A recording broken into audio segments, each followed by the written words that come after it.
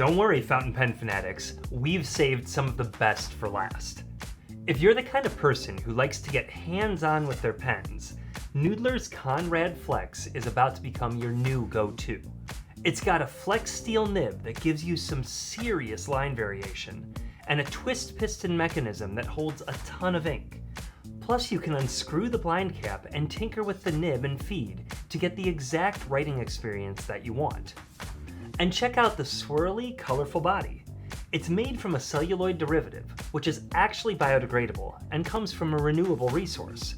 No two pens have the same pattern, so yours is truly one of a kind. Of course, every great pen deserves a great ink, and Noodler's fountain pen inks are the ultimate sidekicks.